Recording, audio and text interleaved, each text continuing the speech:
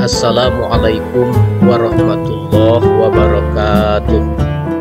Alhamdulillahillazi an'amana bi ni'matil imani wal islam wa akramana bi khilafatihi min jami'il alam. Ashhadu an la ilaha illallah wahdahu la syarikalah wa ashhadu anna Muhammadan abduhu wa rasuluh. Allahumma salli wa sallim wa barik ala nabiyyina Muhammad wa ala alihi wa ashabi wa man tabi'ahum ila yaumiddin.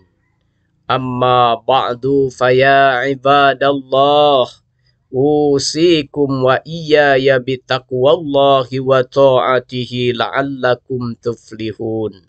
Qala Allah ta'ala fil Qur'anil Karim, A'udzu billahi minasy syaithanir rajim. Ya ayyuhallazina amanu taqullaha haqqa tuqatih wa la tamutunna illa wa antum muslimun.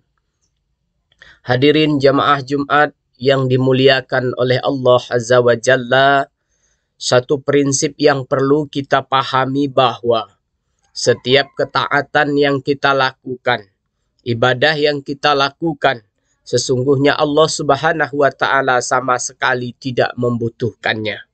Karena Allah Subhanahu wa Ta'ala tidak membutuhkan ketaatan yang dilakukan oleh makhluk, sehingga tidak ada satupun ibadah yang kita lakukan kepentingannya kembali kepada Allah Subhanahu wa Ta'ala. Sehingga kalaupun manusia sedunia ini semuanya kufur kepada Allah, Allah tetap maha kuasa, Allah tetap maha perkasa, kerajaan Allah Subhanahu wa Ta'ala tidak akan berkurang sedikit pun. Sebaliknya, ketika seluruh makhluk yang ada di alam semesta ini semuanya taat kepada Allah, itu pun tidak akan menambah kekuasaan dan kerajaan Allah Subhanahu wa Ta'ala. Allah Subhanahu wa Ta'ala berfirman melalui pesan yang disampaikan oleh Nabi Musa alaihi salam, seperti yang disebutkan di dalam surah Ibrahim. Bismillahirrahmanirrahim. Wa qala Musa in takfuru antum wa man fil ard jami'an fa innallaha laghaniyyun hamid. Musa mengatakan, kalaupun kalian kufur dan seluruh makhluk yang ada di muka bumi ini, sesungguhnya Allah Ta'ala tetap zat yang maha kaya, yang tidak membutuhkan alam semesta, dan dia tetap maha terpuji. Juga ketika Allah Subhanahu wa Ta'ala memerintahkan tentang haji, ada sebagian hamba yang dia tidak mau berangkat haji, dan Allah Subhanahu wa Ta'ala tidak membutuhkan mereka. Allah Subhanahu wa Ta'ala berfirman, walillahi 'alan nasi hijjul baiti man istata'a ilaihi sabila wa man kafara fa innallaha ghaniyyun 'anil 'alamin. Hanya milik Allah yang menjadi kewajiban bagi umat manusia berhaji ke Baitullah bagi siapapun yang mampu untuk melakukan perjalanan ke sana. Kemudian Allah katakan, namun siapa yang kufur, dalam arti tidak mau berangkat haji, sesungguhnya Allah Subhanahu wa Ta'ala tidak membutuhkan apa yang ada di alam semesta ini. Quran Surah Ali Imran. Artinya, siapapun yang berbuat taat sama sekali tidak akan menambah kerajaan Allah. Dan siapapun yang tidak mau melakukan ketaatan, itu juga tidak akan mengurangi kerajaan Allah Subhanahu wa Ta'ala.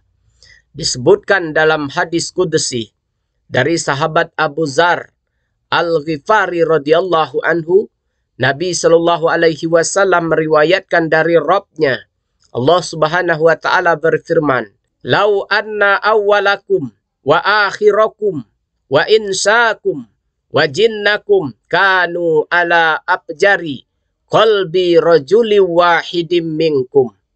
Wahai para hambaku, andaikan makhluk yang pertama hingga yang terakhir jin maupun manusia, mereka menjadi manusia yang paling bertakwa di antara kalian.